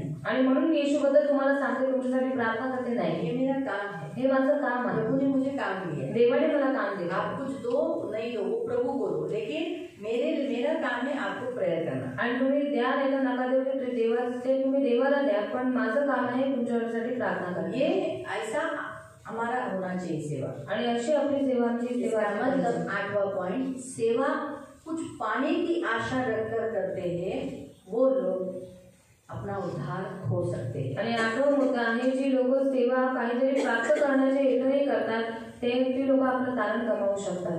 अभी हम पढ़ेंगे 9 और 10, यानी 17 से लेके 23 तक, 17 ते 23 पर्यंत. उसी रहेगा 17 से 17 से लेके 23 तक. 17 ते 23 पर्यंत. प्रिय मित्रांनो, आपल्या प्रभू येशू ख्रिस्ताच्या प्रेषितांनी तुम्हाला जे सांगितले त्याची आठवण ठेवा. त्यांनी तुम्हाला सांगितले की शेवटच्या दिवसात असल्या निंदकांचे पेव फुटेल. त्यांच्या आयुष्याचा एकमेव हेतू मनाच्या कल्पनेप्रमाणे प्रत्येक वाईट मार्गाने मजा लुटणे हा आहे. ते वाद उपस्थित करतात. जगातल्या वाईट गोष्टी तेवढ्या त्यांना प्रिय असतात. त्यांच्यामध्ये पवित्र आत्मा वास करीत नाही. परंतु तुम्ही प्रिय मित्रांनो, आपल्या जीवनाची इमारत आपल्या पवित्र विश्वासाच्या पायावर भक्कमपणे उभारली पाहिजे आणि पवित्र आत्म्याच्या सामर्थ्याने व प्रेरणेने प्रार्थना करायला शिकले पाहिजे. जेथे देवाची प्रीती तुमच्यापर्यंत पोहोचू शकेल व तुम्हाला आशीर्वादित करू शकेल, त्या प्रीतीच्या मर्यादेच्या आतच तुम्ही सदा सर्वदा राहा. आपल्या प्रभू येशू ख्रिस्त तुम्हाला आपल्या कृपेने जे अनंत कालाचे जीवन देणार आहे त्याची दिनाने वाट पहा. जे तुमच्याशी वाद घालतात त्यांना सहाय्य करण्याचा प्रयत्न करतात, जे संशयात आहेत त्यांच्यावर दया करा. जणू प्रत्यक्ष नरकाच्या अग्नीतून ओढून काढावे तसे काहींना वाचवा आणि इतरांबद्दल म्हणाल तर दया दाखवून त्यांना प्रभू सापडण्यास सहाय्य करा. मात्र असे करताना आपण स्वतःच त्यांच्या पापात फरफटत ओढले जाणार नाही याची काळजी घ्या. पातकी मनुष्य त्यांच्यावर दया करीत असताना त्यांच्या पातकाच्या प्रत्येक चिन्हाचा द्वेष करा. आमीन. तथा सगळ्यात मोठा सबसे बड़ा पॉइंट यहाँ बताया गया है कि 17 वचन में, आणि सर्वात मोठा पॉइंट सांगण्यात आलेला आहे 17व्या वचनात, 17 और 18, 17 आणि 18, जो 9वां पॉइंट हम देख रहे हैं. जो 9वा मुद्दा आपण पाहत आहोत. प्रिय मित्रांनो, आपल्या प्रभू येशू ख्रिस्ताच्या प्रेषितांनी तुम्हाला जे सांगितले त्याची आठवण ठेवा. त्यांनी तुम्हाला सांगितले की शेवटच्या दिवसात असल्या निंदकांचे पेव फुटेल. त्यांच्या आयुष्याचा एकमेव हेतू मनाच्या कल्पनेप्रमाणे प्रत्येक वाईट मार्गाने मजा लुटणे हा आहे. बहुत जो लोग यीशु के पास आते हैं लेकिन उनका ऐसा रहता है कि कुछ भी करो तो उसमें एंजॉय होना चाहिए, मजा आना चाहिए. ये क्या, जब कुछ बर्थडे रखा तो अरे कोई पार्टी नहीं, दारू नहीं, कुछ नहीं, ये नहीं, अरे ये क्या शादी है, ये क्या ओनली ऐसा सादा सुदा है, दारू नहीं, मजा नहीं है. डांस में डेचंगे डेचंगे डेचंगे डेचंगे, हल्दी नहीं, हल्दी में कैसे लोग नाचते, दारू पीते है ना, मजा मारते, बहुत नाचते, डीजे, इधर बहुत बड़ा आवाज, लोग तो क्या बज रहा है, शैतान का गाना भी बज रहा है उसमें, उस पर भी नाच रहे हैं. मालूम हुआ, ये गलत है. ऐसा करने वाले लोग अपना उद्धार खो सकते हैं. आणि खूप अशी लोक आहेत जे येशूकडे येतात पण त्यांना प्रत्येक गोष्टीमध्ये त्यांचा आनंद हवा असतो, पण अशी जी लोक आहेत ते स्वतःच्या तारणाला गमावू शकतात. हमारा बाइबल में लिखा है तुम जो भी कुछ काम करो सब यीशु के नाम से करना. आणि बायबलमध्ये दिलेलं आहे तुम्ही जे काही काम करता ते सर्व येशूसाठी येशूच्या नावाने करा. तो इसमें हमें एंजॉय, हमारा एंजॉयमेंट किसमें है, प्रभु के आनंद में. आणि आपला आनंद कशात आहे, देवाच्या आनंदात. प्रभु खुश, देव आनंदी, हम खुश. आपण आनंदी. प्रभु की प्रार्थना हुई उसमें हम फ्रेश हो जाते हैं आणि देवाची प्रार्थना झाली त्याच्यामध्ये आपण फ्रेश तो होतो. उसमें हम दारू, रंगेलबाजी, डांस, पार्टीज, ये इसमें हम भाग नहीं लेते. आणि त्याच्यात दारू, रंगीतबाजी, पार्टी या सर्व गोष्टींमध्ये आपण भाग नाही घ्यायचा. मालूम हुआ, तो ये सब करना ये हमारे लिए कभी कभी रिस्की हो सकता है. आणि हे सगळं करणं कधी कधी आपल्यासाठी रिस्की होऊ शकतं. इसीलिए जो आनंद, संसारिक आनंद लेने के लिए जाता है, इसे कहते हैं संसारिक आनंद के लिए जो जाते हैं उसमें सहभागिता रखते हैं वो अपना उद्धार हो सकते हैं. आणि जगाच्या आनंदामध्ये जी लोक जातात आणि जगाच्या आनंदामध्ये जी लोक स्वतःला तृप्त करतात ते स्वतःचा तारण गमावू शकतात. अपने भी चर्च में है, कितने लोग हल्दी पे नाचते हैं. आणि आपल्या चर्चमध्ये पण अशी लोक आहेत जे किती लोक हळदीच्या गाण्यावर यीशु नाचतात के गाने पे नाचेंगे नहीं. आणि येशूच्या गाण्यावर नाही नाचणार. चल रहा है यीशु का गाना, दावीद ने गोलियत को धोपन से मारा, दावीद ने, ऐसा करके करे रहेंगे. आणि असे हम जो करते नहीं करो, एटलीस्ट ऐसा ऐसा तो करो.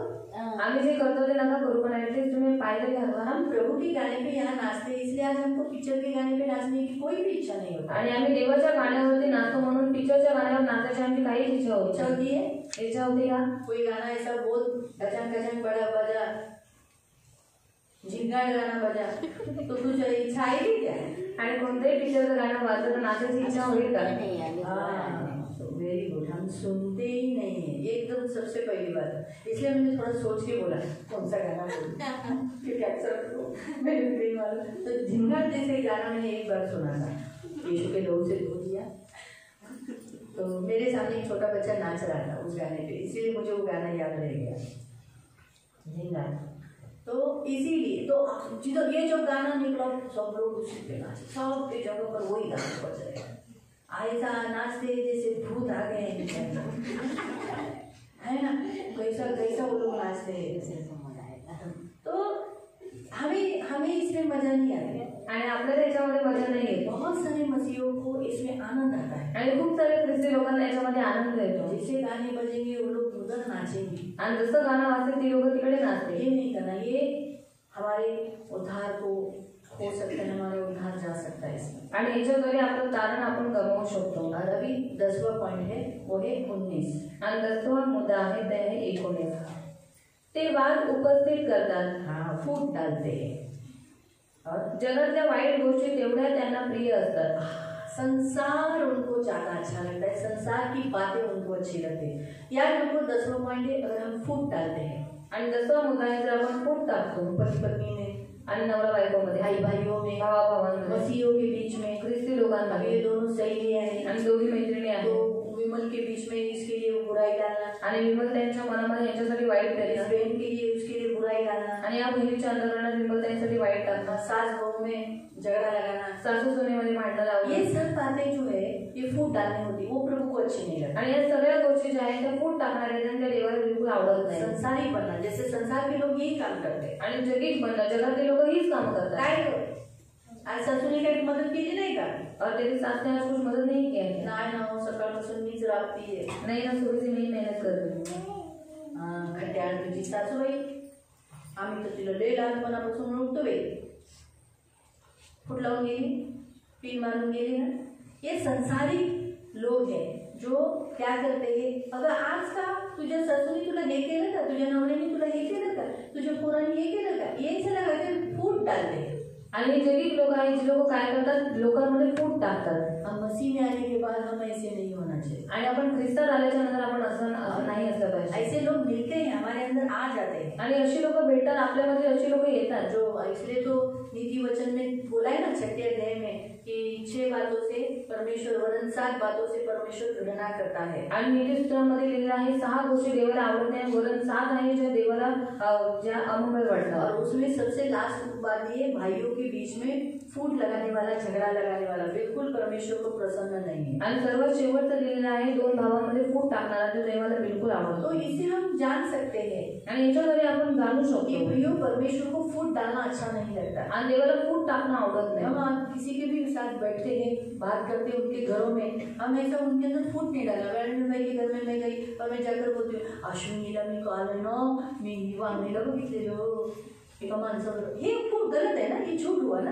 आणि हे खोटं झालं, हे फूट टाकलं झालं। कालच मला भाग्यश्री भेटलेली, कल ही मुझे भाग्यश्री दिली एका मुलाबरोबर होती और एक लड़की के साथ थी, जबकि बेचारी नहीं, एक लड़की के साथ थी, वो उसकी सहेली थी, लेकिन फूट डाल दो ताकि इनके मन में अपनी बेटी के लिए शक आ जाए, डाउट आ जाए, और वो हमेशा उन्हें उसका बुरा करेंगे ना, उसको उसके ऊपर डाउट आने के बाद क्या होता है, आणि शक आल्यावर काय होतं, बहुत कुछ बुरा घर में हो जाता है। आणि खूप काही वाईट घरामध्ये ये नहीं हम करने वाले होने चाहिए। आणि हे करणारे आपण नाही असले तो पाहिजे। ऐसे करने वाले लोग क्या करते हैं, अपना उद्धार खो सकते हैं। आणि असं करणारे लोक काय करतात, आपलं तारण गमावू शकतात। यहूदा हमें चेतावनी देता है इस विषय पे, 10 बातों के विषय पे, आणि या 10 गोष्टींवरती यहूदा आपल्याला चेतावणी देतो। इसलिए हमें अपनी विश्वास के द्वारा उद्धार मिला है। आणि विश्वासाच्या द्वारे आपल्याला आता तारण तो भेटते। अब हमको क्या करना है, 20 से लेके 23 तक। आणि आता आपल्याला काय करायचं, 20 ते 23 पर्यंत। परंतु तुम्ही प्रिय मित्रांनो, आपल्या जीवनाची इमारत आपल्या पवित्र विश्वासाच्या पायावर भक्कमपणे उभारली पाहिजे। पवित्र इमारत यानी ये मंदिर, ये जो जीवन है, ये तुम्हारे पवित्र विश्वास पर बनाना है। आणि पवित्र आत्म्याच्या सामर्थ्याने व प्रेरणेने प्रार्थना करायला शिकले पाहिजे। तुम्ही प्रार्थना जेव्हा करता पवित्र आत्मा ने, आप जब पवित्र आत्मा से प्रार्थना करते हो तो इससे आपका ये इमारत बनता है, दूसरों का इमारत बनता है, यानी मसीह लोग बनते हैं। यानी आपको करना क्या है, आपको पवित्र रहना है और पवित्र टाइम में चलकर आपको प्रार्थना करना है। आप जितना मसीह लोग प्रार्थना करोगे उतना आप बनते हो, दूसरों को भी बनाते हो। आणि जेवढी तुम्ही ख्रिस्ती लोक प्रार्थना करता, तुम्ही स्वतः पण बनता आणि दुसऱ्यांना पण बनवता। जो लोग उद्धार गंवाना नहीं चाहते वो प्रेयर करते हैं, आणि ज्यांना स्वतःचं तारण हरवायचं नाहीये ती लोक प्रार्थना करतात। प्रार्थना हमारे उद्धार को सुरक्षा देती है आणि प्रार्थना आपल्या तारणाला सुरक्षा देते। जितना आप पवित्र रहकर प्रार्थना करते हो आणि जेवढं तुम्ही पवित्र राहून प्रार्थना करता, आपका उद्धार सुरक्षित है, तुमचं तारण सुरक्षित आहे। कभी भी इससे कोई चोरी नहीं करेगा। आणि कधी कोणी त्याला चोरी करू शकणार नाही। प्रार्थना जो करता है उसके पास परमेश्वर होता है, आणि जो प्रार्थना करतो त्याच्याजवळ देव असतो। जेथे देवाची प्रीती तुमच्यापर्यंत पोहोचू शकेल व तुम्हाला आशीर्वादित करू शकेल, त्या प्रीतीच्या मर्यादेच्या आतच तुम्ही सदा सर्वदा राहा। परमेश्वर ने आपको प्यार किया है आणि देवाने तुमच्यावर प्रेम केले, तुम्ही आप प्रेम से भरे हो, आणि तुम्ही प्रेमाने भरलेले आहे। प्रेम को भी एक लिमिटेशन है, आणि त्या प्रेमाला पण काही लिमिट आहे, मर्यादा डालना है, आणि मर्यादा टाकली, उसके बाहर नहीं जाना, त्याच्या बाहेर जाऊ नका। ये हमेशा याद रखो। आणि हे नेहमी लक्षात यह ठेवा। मसीह होने के नाते, जैसे उदाहरण के तौर पर मैं बताती हूँ, अभी मर्यादा, प्रेम का मर्यादा, आणि प्रेमाची मर्यादा उदाहरणार्थ मी तुम्हाला जैसे सांगते। अश्विनी आणि दोनों सही है, दोनों एक दूसरे को प्यार करती है, आणि दोन्ही अश्विनी ताई एकमेकांना प्रेम करतात। लेकिन इस प्यार ये दोनों का प्यार में लिमिटेशन है। आणि या दोघांच्या प्रेमामध्ये काही मर्यादा आहेत. हाँ, वो मर्यादा कैसी है? मर्यादा कशी आहे? जैसे दोनों एक दूसरे के हस्बैंड को भाऊ संबोधन देना, आणि दोघींनी एकमेकांच्या नवऱ्याला भाऊ म्हणायचं, रिस्पेक्ट देना, आदर द्यायचा. हाँ, उनके प्रेम है, लेकिन अपने प्रेम को पैसे में न तोड़ना या फिर उसे ऐसा न कहना कि मुझे पैसा दो ना. आणि प्रेम आहे म्हणजे प्रेमाला त्याच्यामध्येच दिलं पाहिजे, असं नाही बोललं पाहिजे की मला पैशांची गरज आहे, पैसे द्या. प्रेम ही रखो, वहाँ फाइनेंशियली रिश्ता मत लाओ. आणि प्रेम आहे तर प्रेमच सेवा देते. आर्थिक गोष्टी तुम्ही तुमच्या आणू नका उनसे मत मागो आणि स्वतःहून मागू हे नका. अश्विनी, मी तुझी मैत्रीण अश्विनी, मला आहे ना, मला तू एक साडी दे, माझ्या पोरांचं ऍडमिशन करायचं, पैसे दे. ऐसा नहीं. वो प्रेम कुछ मांगना नहीं, प्रेम के साथ देना होता है, खुद के अंदर से आना चाहिए. आणि प्रेम मागून नाही, प्रेम हे देणं असतं आणि ते स्वतःच्या आतून आलं पाहिजे. हाँ, हम मांग कर किसी से कुछ नहीं लेना. आणि आपण मागून कोणाकडे काही घेऊ नये. अश्विनी के अंदर खुद से इच्छा आनी चाहिए कि नहीं, मैं इससे बहुत प्यार करती हूँ, क्यों ना मैं आज इसे ये देती हूँ, आज मैं इसको वो तू पाव आने देगा तो छान होता चिकन पाव. हाँ, मैं आज घेऊन जाते हैं. ऐसा. आता दुसरी अश्विनी बटाटे की भाजी बहुत अच्छी बनाती है. दुसऱ्या अश्विनी बटाट्याची भाजी चांगली मैं बनवते. इसको बटाटे की भाजी देती जाती हूँ. आणि काय नाही मेहनत बटाट्याची भाजी ये मांगेगी नहीं, वो भी मांगेगी, लेकिन प्रेम देने में होता है. आणि प्रेम देण्यामध्ये असतं. मांग कर लेने से उसमें मजा नहीं रहता. आणि मागून घेण्यामध्ये मजा नसते. उसने वहाँ पर लिखा है मर्यादा. म्हणून दिले मर्यादा. बस इस लाइन को ना. त्या प्रीतीच्या मर्यादेच्या आतच तुम्ही सदा सर्वदा राहा. उसी में बने रहो, उसी में रहो. उस मर्यादा को लांघ कर जो करोगे ना, तो फिर वो प्रेम नहीं रहता है. सामने वाले के मन से आप उतर जाओगे. आणि त्या प्रीतीच्या मर्यादेमध्ये तुम्ही राहा. त्या प्रीतीच्या मर्यादेच्या बाहेर जर तुम्ही गेला तर समोरच्या व्यक्तीला तुम्ही आवडणार नाही. इसलिए उस प्रेम की मर्यादा में एक दूसरे से रिलेशन बनाए रखो. आणि प्रीतीच्या मर्यादेत एकमेकांची नातं बनवून ठेवा. आपला प्रभू येशू ख्रिस्त तुम्हाला आपल्या कृपेने जे अनंत कालचे जीवन देणार आहे. हाँ, एक मिनट, उसके पहले भी ऐसा दिया है ना, दया की, प्रभु यीशु के आने की बाट जोते रहो ना, 31वें वचन में सभी है. तो मसीह के आने की आप इंतजार करना चाहिए. अभी 22 पढ़.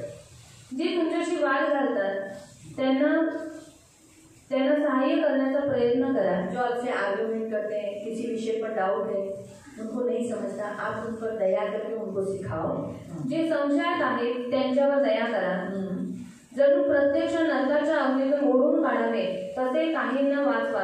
आणि इतरांना जो गलत राह पर जा रहे, सुन नहीं रहे, चर्च नहीं आ रहे और आपके लोग हैं, तो आप उनको नरक में जाने मत दो. उन पर दया करके उन्हें खींचो, उस नरक की राह से बाहर लाओ. लेकिन उस नरक की राह से बाहर लाते समय कहीं ऐसा ना हो कि आप भी उनके जैसे हो जाए और आप चले गए. इससे बचे रहो. अपना कपड़ा पे कोई दाग देने मत दो. आणि स्वतःच्या कपड्यावर कोणताही दाग येऊन देऊ नका. वो जिससे के कारण वो निंदित हो गए. अभी उनके कुछ चिन्ह रहते, जैसे दारू पीने वाले लोगों का चिन्ह क्या है, और ऐसे ऐसे ढेकार है ना, तो ये चिन्ह है, तो हमें मालूम है. तो वो चिन्ह से हमारे वस्त्र खराब नहीं करते. आणि त्या चिन्हांच्या द्वारे आपण आपले वस्त्र खराब नाही करायचे. झगड़ा करके, भांडण करू, गाली देके, शिव्या देऊ, निंदा करके, निंदा करू, प्रार्थना न करके, प्रार्थना न चर्च करू, न आकर, चर्चमध्ये न येऊ. इससे हमारे वस्त्र घृणित होते हैं. आणि याच्यामुळे आपले वस्त्र खराब होतात. ऐसे वस्त्रों से घृणा करने को बोला है. आणि अशा कपड्यांपासून आपल्याला घृणा करायला साथ सांगितलं. साथ प्रियो, ऐसा भी वस्त्र होता है, जैसे उदाहरण के तौर पर आणि असेही कपडे असतात. उदाहरणार्थ कभी कभी कोई औरतें या उन्हीं लोग व्यभिचार के लिए उन वस्त्रों का इस्तेमाल करते हैं. आणि कधी कधी स्त्रिया आणि पुरुष व्यभिचारासाठी त्या कपड्यांचा वापर करतात. ऐसे वस्त्र हम नहीं लेना. आणि असे कपडे आपण नाही जो घ्यायचे. वस्त्रों से जिन्होंने मूर्ति पूजा की है, आणि ज्या कपड्यांपासून त्यांनी मूर्तीपूजा केलेली आहे, वो वस्त्रों से हम घृणा करना चाहिए. भले वो कितनी 5,000 की साड़ी रहेगी, आणि भलेही 5,000ची साडी बहुत असते, अच्छी साड़ी है, खूप चांगली साडी आहे, लेकिन वो औरत ने वो उस साड़ी से मूर्ति पूजा की है. पण त्या स्त्रीने ती साडी घालून मूर्तीपूजा केलेली आहे. हम वो साड़ी कभी नहीं पहनना. आणि आपण ती साडी कधीच नाही अगर घालायची. वो फ्री में भी देती होगी ना, जर फ्री मध्ये पण जर देत असेल ना, तुला चांगली दिसेल, तू घाल, अगले तुझ्या इच्छे दिली तू पहन, तो भी नहीं लेना. तरी पण नाही घ्यायचे. ऐसे वस्त्रों से घृणा करो. जो यहाँ लिखा है ना, उस वस्त्र से भी घृणा करना जो शरीर के द्वारा कलंकित हो गया हो. यानी हम इस विषय पर चौकस रहना. आणि आपण या विषयावरती जागरूक प्रभु ने राहिलो. हमें जो धर्मियों के वस्त्र दिए वही में हम संतुष्ट रहना. आणि जे नीतिमानाचे वस्त्र देवाने आपल्याला दिले त्याच्यामध्ये आपण संतुष्ट असलं पाहिजे. लेकिन हम उन वस्त्रों से घृणा करना जिन वस्त्रों से पाप हुआ होगा। आणि त्या वस्त्रांपासून आपल्याला घृणा करायची ज्याच्यापासून पाप झालेला यह आहे. हमारा प्रभु हमें बताता है। आणि हे आज आपल्याला सांगतात. अपना उद्धार सुरक्षित रखो, स्वतःचं तारण सुरक्षित ठेवा, लोगों को बचाओ, लोकांना वाचवा. उनके जैसे आप खुद उसमें नहीं गिरे इसलिए जागरूक रहो। त्यांच्यासारखे तुम्ही त्या पापामध्ये पडू नये यासाठी तुम्ही जागरूक जो राहा. ज्यादा आर्ग्यूमेंट करता है, जे जास्त वादविवाद करतात आपको ऐसा लग रहा है कि ये अपने बस का नहीं है, सुनने वाला नहीं, उसको छोड़ दो। आणि तुम्हाला असं वाटतं की आपल्या बसचा नाही, आपल्या ऐकत नाही, जाऊन द्यायला सोडून द्या. उससे बार बार आर्ग्यूमेंट मत करो। वारंवार त्याच्याशी वादविवाद वही समय आप प्रभु के सामने दे दो, वो नम्र बन जाए। आणि तीच वेळ तुम्ही देवाजवळ द्या, तो व्यक्ती नम्र बनून जाईल. ये प्रभु आज हमसे कहता है। आणि हे आज देव आपल्याला सांगतो, उद्धार को संभालो आणि स्वतःच्या तारणाला सांभाळा. बहुत कीमती है ये उद्धार, आणि खूप किमती आहे हे तारण. उसका रक्षण करो, त्याचं रक्षण करा. प्रभु आपको आशीष दे। देव तुम्हाला आशीर्वादित करो. कोई प्रश्न है आप में से किसी को? आणि तुमच्यामध्ये कोणाला काही प्रश्न आहे का?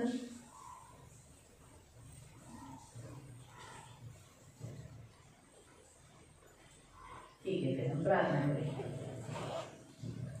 पवित्र पवित्र करुणा में प्रेमी पिता प्रभु यीशु के नाम से प्रभु हम आपके सामने आते हैं। मेरे जीवन देने वाले उद्धारक पवित्र पिता, सचमुच प्रभु तूने एक ही बार हमारे हाथों में उद्धार सौंप दिया है, उसे हमें रक्षा करना है। इसलिए प्रभु पवित्र पिता विश्वास में दृढ़ होकर प्रार्थना में जीवन रहकर प्रभु आपके आने की बाट जोना है।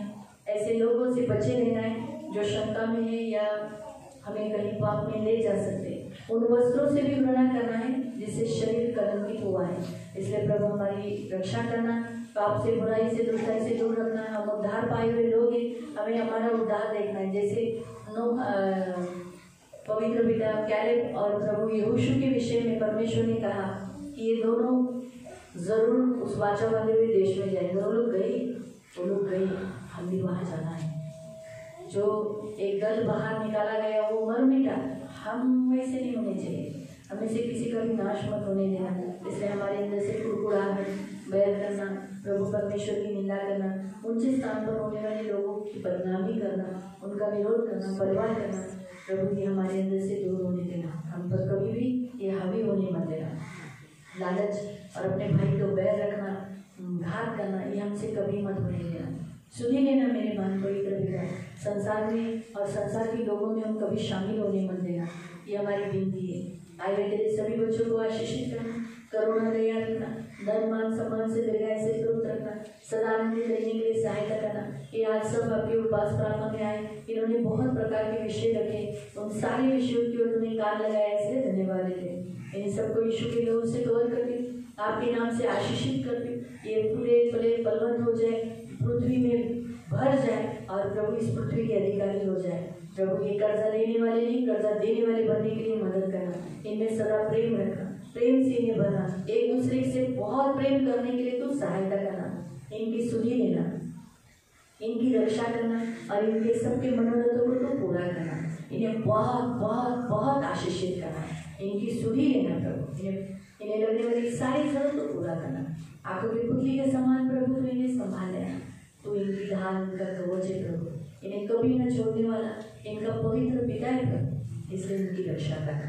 मैं आपका दास होने के नाते इन्हें आशीषित कर, यहाँ हुए तेरे सभी बच्चों के घरों में शांति घोषित कर और भरपूरी घोषित कर। धन्यवाद देते, ये सभी शरीर से निरोगी हो चुके, स्वस्थ हो चुके और सदा आनंदित है। धन्यवाद देते, सारा आदर, सारी महिमा, सारी प्रशंसा, सारा गौरव आपको देते प्रभु यीशु के नाम से प्रार्थना करते हैं, आमीन। सगळ्यांना प्रेज करा, सबको प्रेज करा। भाई भाई